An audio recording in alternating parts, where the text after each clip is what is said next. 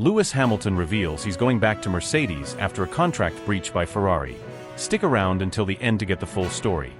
Subscribe just to stay tuned for the Formula One news no one else explains to you. Lewis Hamilton's stunning re-entry into the Mercedes camp at the Spanish Grand Prix didn't just turn heads. It tore through the Formula One universe like a shockwave nobody saw coming, yet somehow, everyone feared. This wasn't a simple return, nor was it an act of sentimentality. It was a statement, unfiltered, unannounced, and impossible to ignore. The mere sight of Hamilton stepping back into the familiar silver and black ignited a firestorm of speculation, emotion, and intensity across every garage, hospitality suite, and press room. The timing, the manner, and the implications sent a ripple effect that not only destabilized the competition, but forced an entire industry to pause and re-evaluate the balance of power. What seemed to be the dawn of a fairy tale chapter with Ferrari had unraveled faster than anyone could have predicted. What began as mutual admiration had mutated into silent conflict, miscommunication, and a breakdown of vision. The allure of wearing red had faded beneath layers of frustration, missed opportunities, and a creeping realization that promises whispered in private meetings don't always survive the heat of competitive chaos. In Monaco, behind the walls of the Scuderia's luxurious motorhome, the first fault lines appeared. Meetings that should have flowed turned tense. Briefings that should have been collaborative turned adversarial. Ideas clashed like gears grinding without oil, and through it all, Hamilton's patience began to wear thin. The legendary Brit, known for his laser focus and emotional depth, found himself submerged in a culture that revered tradition more than evolution. Engineers spoke a different language, not just technically, but philosophically. Creativity was smothered by structure.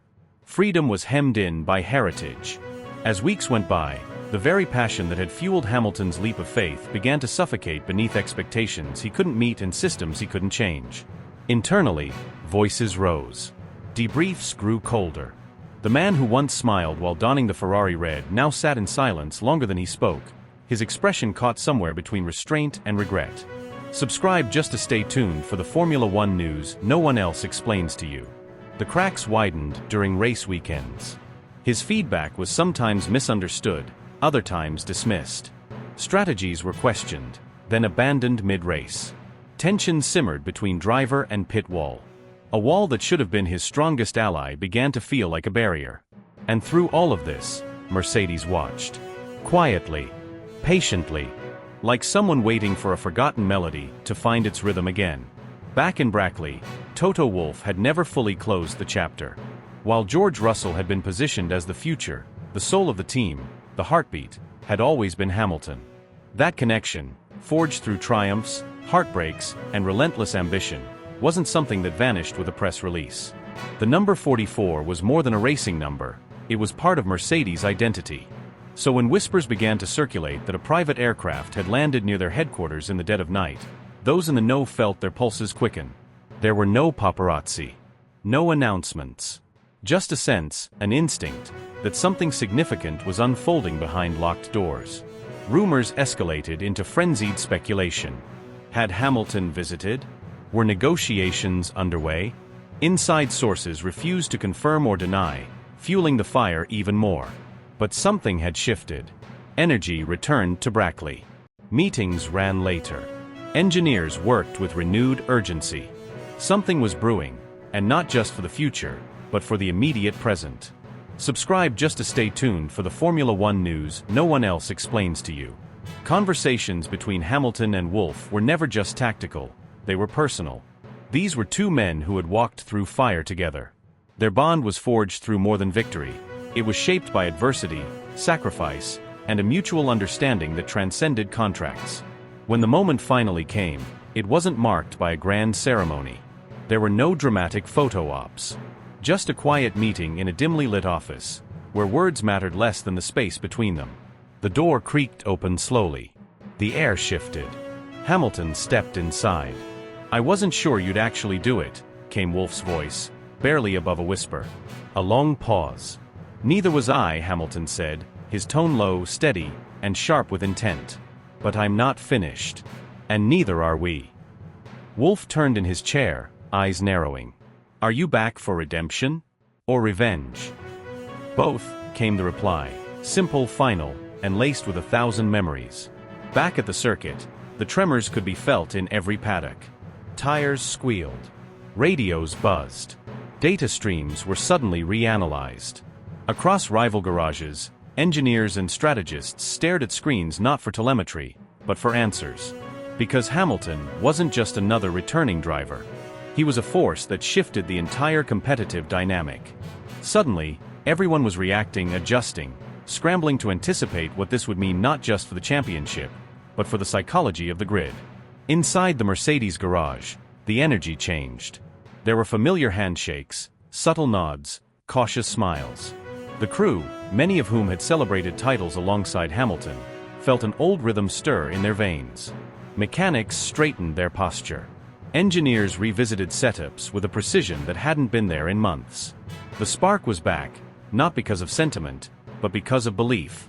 Belief that something extraordinary was about to unfold. George Russell, caught in the whirlwind, maintained composure on the surface. But beneath the calm exterior was a storm of uncertainty, anticipation, and pride. He had earned his place, but now had to prove it again, not just to the world, but to the legend standing beside him. The dynamic had shifted. Competition wasn't just external now, it lived within the same garage. Social media exploded. Fans from every continent flooded timelines with reactions, some in awe, others skeptical, all emotionally invested. Memes were born within minutes. Clips of Hamilton walking through the paddock, clad in the black suit again, went viral before he even reached the garage. Commentators, analysts, and former drivers jumped in. Everyone had a take. Some saw it as poetic. Others viewed it as strategic. But all agreed, it was game-changing. When Hamilton finally climbed into the cockpit for FP1 in Barcelona, there was no need for words. The visor came down, and with it, the noise outside was silenced. The car roared to life. Every corner, every sector, every tenth of a second would now tell a story louder than any press conference ever could. This wasn't just about speed. It was about rewriting a narrative others had tried to end too soon. What the world saw was a comeback. What Hamilton felt was a reset. A fire relit not by revenge alone, but by clarity. He knew what went wrong. He knew what he'd lost. And now, more than ever, he knew exactly what he wanted to reclaim. There was a deep pause, one heavy enough to stretch time itself, before Toto Wolff's subtle nod broke the tension. His face betrayed no emotion, but his gesture spoke volumes. "Then let's finish what we started," he murmured, his voice deliberate, unwavering. That quiet sentence sent shockwaves rippling through every level of the Formula One hierarchy. What followed wasn't simply a change, it was a meticulously calculated storm, a behind-the-scenes masterstroke that would reverberate across the paddock for years to come. In the hours that followed, Mercedes' legal battalion moved like covert operatives in a war room. Phones buzzed endlessly, encrypted documents passed through private servers, and high-level negotiations took place in shadowy backchannels where only a select few had access. Every word, every comma in the existing Ferrari contract was dissected by legal specialists who knew that even the smallest oversight could collapse the entire operation. The goal was clear: extract Lewis Hamilton from Ferrari's grasp without incurring massive legal retaliation or triggering an international media inferno. Ferrari, on the other hand, was left paralyzed. The Italian camp had no warning, no hint, not even a whisper. Executives were blindsided, caught flat-footed by a strategic ambush they never saw coming. Maranello had gone all in on their dream project, Hamilton and Leclerc, the dream team, the final puzzle piece to revive their legacy. And in a heartbeat, that vision was incinerated. Panic spread like wildfire through the red-clad team. Internal meetings turned into shouting matches. Department heads clashed. Advisors were called out of retirement. Contingency plans that hadn't been touched in years were dusted off. But it was already too late. Charles Leclerc, Ferrari's golden boy, the one meant to lead this renaissance, was told in the middle of a strategy meeting. Surrounded by engineers, strategists, and his performance analyst, he listened as a voice cracked under pressure and delivered the impossible. "He's not coming back, Charles. He's already signed. He'll be in the Mercedes seat at Barcelona." The words hit like a sledgehammer to the chest. The air was sucked out of the room.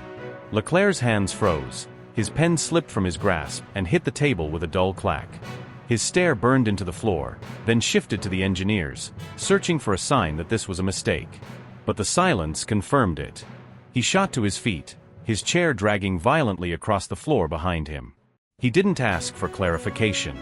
He didn't want media coaching or team briefings. He wanted answers from the man who just detonated their future. He stormed out, pushing past assistants and PR staff, ignoring the startled glances and flashing phones as he made his way to the paddock. He found Hamilton near the team motorhomes, surrounded by unfamiliar mechanics wearing silver rather than red. The shift in colors made it real. The betrayal was no longer hypothetical, it was embodied in every thread of Hamilton's new attire. Leclerc didn't slow down. He closed the distance with fury etched across his face.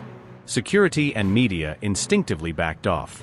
Cameras were pointed, mics were raised, but none dared interrupt. This wasn't an interview. This was a reckoning. You walked away. Just like that. After everything. Leclerc's voice cracked like thunder, his accent sharper, his emotions boiling over.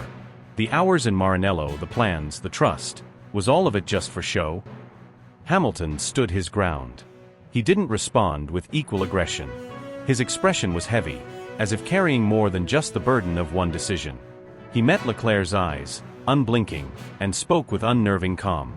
"You're not the reason I left," he said, his tone softer but firm. "This wasn't personal. You know what this team is. You know it's not ready. They say the right things, but they don't deliver." Leclerc stepped closer, his voice rising. "We were getting there. We were so close. You gave up before the fight even started. And now you go back to them? The same people who played you before." Hamilton's jaw tightened for the first time, his restraint starting to crack. "Toto gave me control. Real control. Input on development, on structure, on who gets hired. Something I never had here. I gave Ferrari time, Charles. I gave them everything. And what did I get in return? Pit stop disasters, engine failures, and empty promises." "You didn't even say goodbye," Leclerc spat, the words dripping with venom. "You made a deal and vanished. No call. No message. Just silence." "I couldn't," Hamilton said, almost whispering. "If I talked to you, I might have stayed. And I couldn't afford to make decisions with my heart anymore." For a moment, neither moved. Reporters tried to capture snippets, desperate to make sense of the raw tension unraveling in real time. The paddock buzzed with electric anticipation. Everyone had their phones out, trying to record history as it unfolded.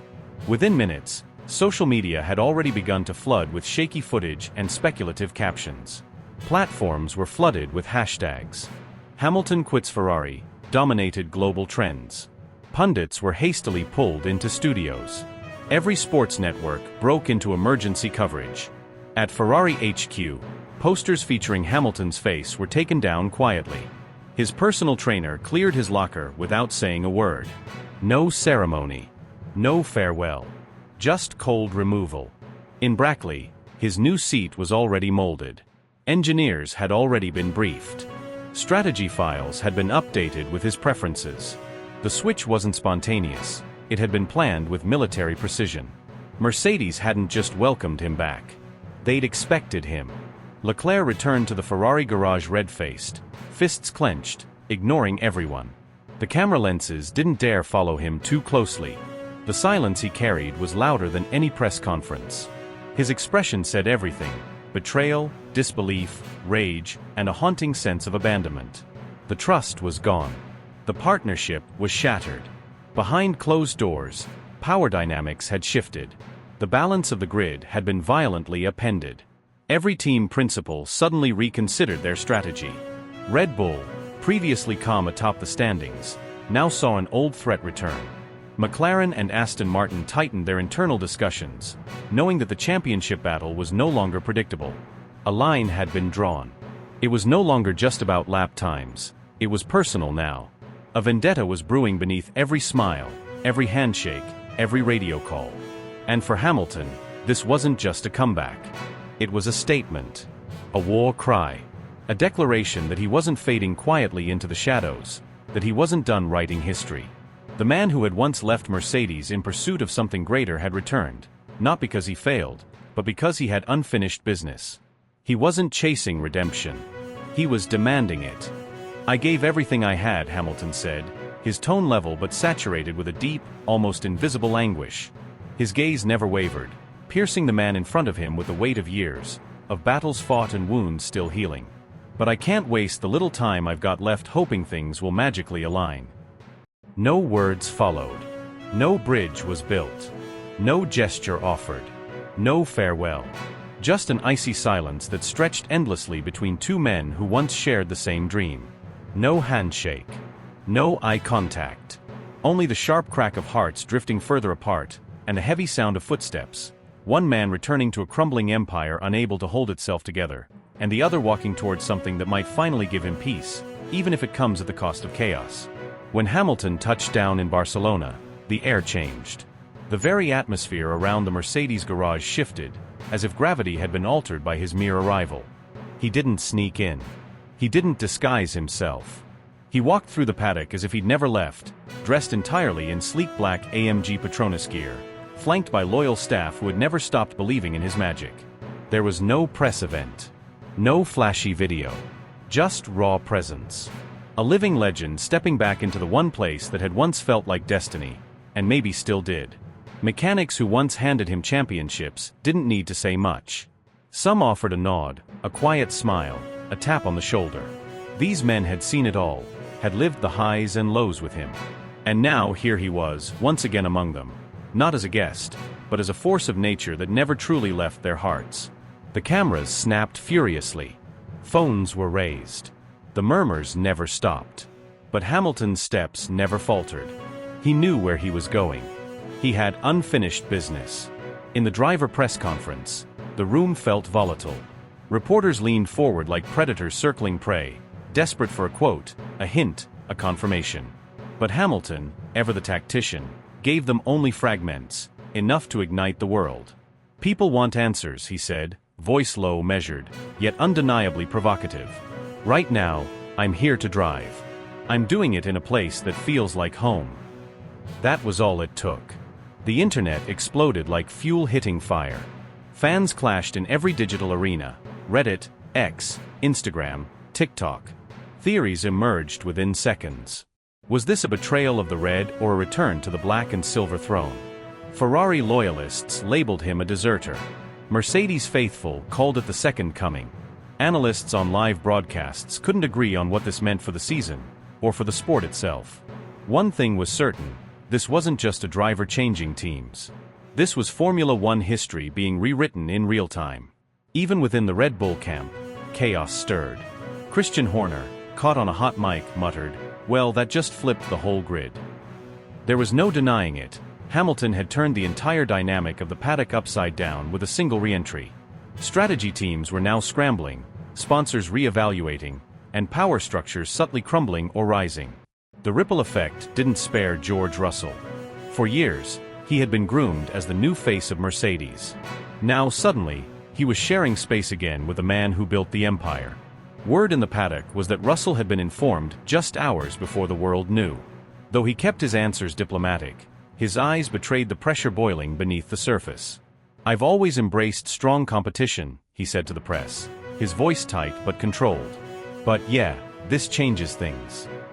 Within the Mercedes compound, the dynamic shifted on a cellular level. Engineers who had long moved on from a Hamilton era now found themselves pulling out old race data, reviewing tire strategy notes from years past, sinking back to the frequency of the man who had once been their soul. Toto Wolff looked invigorated in interviews, more alive than he had in years. Whispers hinted at all-night meetings, simulations rerun, and morale that had surged overnight like an adrenaline spike. On track, Hamilton didn't just adapt, he reignited. The W15, a car that had vexed Russell for much of the season, began to hum with him behind the wheel. His telemetry revealed a level of mechanical intimacy that seemed almost supernatural. Engineers were stunned by how seamlessly he found pace. His braking points were aggressive but precise. Corner exits that had previously been unstable now seemed glued. He wasn't just reacquainting himself with the car, he was unlocking it. In qualifying, his performance was surgical. Each lap carved cleaner, sharper, faster than the last. His final flying lap sent a jolt through the paddock. P2 on the grid. Thunderous applause erupted, but it wasn't just for the result, it was for the moment. The moment Hamilton didn't just return. He announced himself. Not with fireworks, but with execution. Ruthless, elegant, electric. The broadcast cameras couldn't get enough. Every step he took, every glance he offered, every smirk, every still moment, it all became content. Viral clips. Fan art. Speculation threads. The myth of Lewis Hamilton had been reignited with a vengeance, and fans around the globe were falling all over themselves to witness it unfold. Ferrari remained frozen in a haze of disbelief.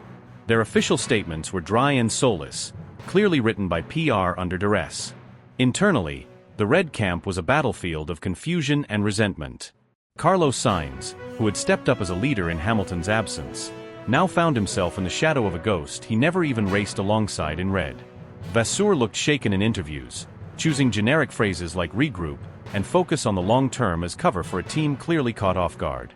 The entire F1 world braced for Sunday, now less of a race and more of a live drama set to unfold under global scrutiny. Every team now recalibrated their expectations. Every fan held their breath. Because the narrative had shattered. The balance had tilted. This wasn't just about points anymore. It was about legacy, about a man tearing down walls to reclaim what many thought he had already left behind. And as the grid formed beneath the searing Spanish sun, Hamilton stood tall, visor down, mind locked in. The cameras panned over him, lingering as the 5 red lights prepared to go out. In that instant, it became clear, Formula One had just entered a new chapter. One written in thunder. One etched by a driver not looking to fade away gracefully, but ready to burn brighter than ever before. The electricity in the air was undeniable, a suffocating blend of adrenaline, anticipation, and emotion that rippled through the grandstands, pit lane, and even into the garages where engineers held their breath. Every heartbeat on the grid seemed synchronized with the lights above. Red, red, red, red, red, and then darkness. The roar that erupted was not just from the brutal symphony of V6 hybrid engines. It was from the tens of thousands of fans, a thunderous, raw explosion of sound as Lewis Hamilton catapulted off the line with a level of aggression, precision, and ferocity that made time stand still. He wasn't merely reacting to the lights, he was attacking the moment. It was a launch born not from strategy but from something far deeper, years of defiance, of silence swallowed, of critics and doubters who whispered that the fire had gone out. But in that first split second, as he bolted ahead and threaded his way between the chaos, it became clear, the fire was not gone, it had evolved into something far more dangerous. This was not nostalgia. This was an uprising.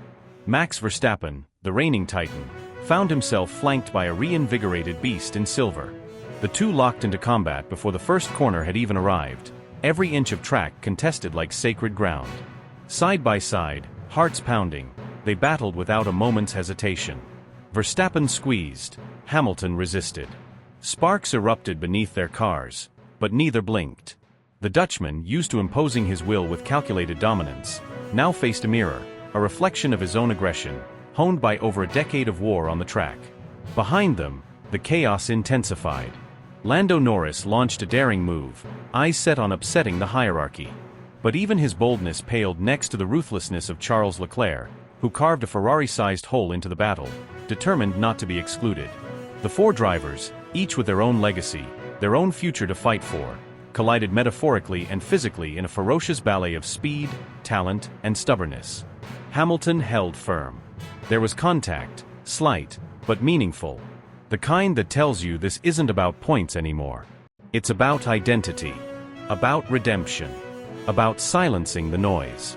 Box now, box now. Bono's voice crackled urgently into Hamilton's ears. No. I'm staying out, I've got at least 2 more in me. Lewis shot back, voice taut with defiance, breath sharp from the effort. Understood, Lewis. Your call. Trust. The kind of trust that can't be manufactured. Built across countless races, forged in failure, sealed in success.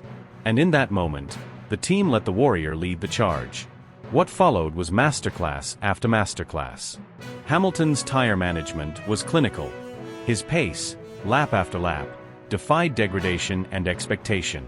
He moved through traffic like a grandmaster sacrificing pawns to control the board. Every apex was a note, every sector a verse in a symphony only he could compose. He didn't need perfection, he demanded it from himself. And the crowd, divided, passionate, restless, responded in waves. Some booed, clinging to old rivalries.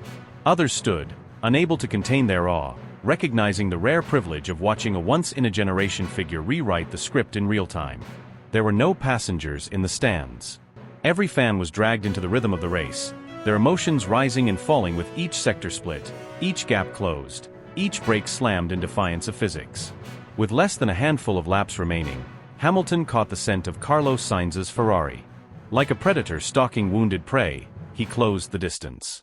Into turn 1 he made his move, a breathtaking dive down the inside, threading the needle with inches to spare.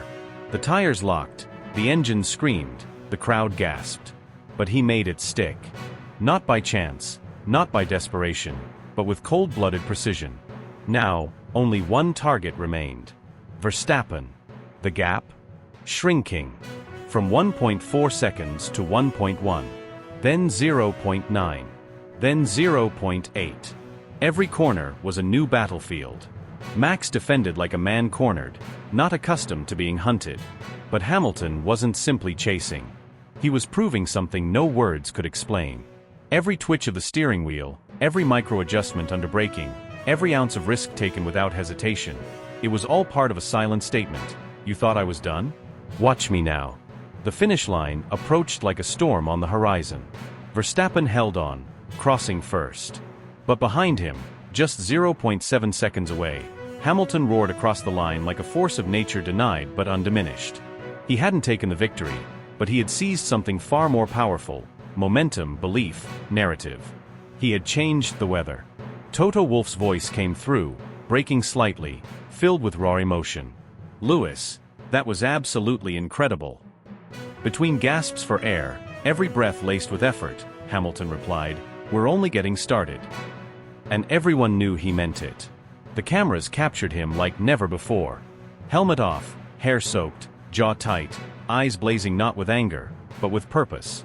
He stood beside that Mercedes like a statue carved from the very spirit of motorsport.